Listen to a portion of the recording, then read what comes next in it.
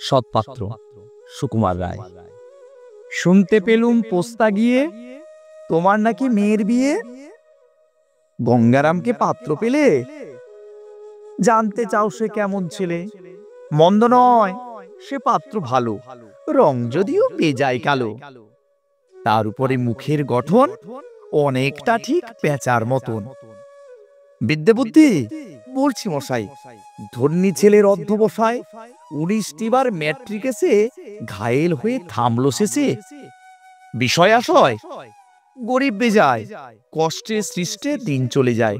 মানুষ তো নয় ভাইগুলো তার, একটা পাগল একটা গোয়ার, আর একটি সে তৈরি ছেলে, জাল করে নোট গেছেন জেলে। কনিষ্ঠটি তবলা বাজায়, যাত্রা দলে 5 টাকা পায়।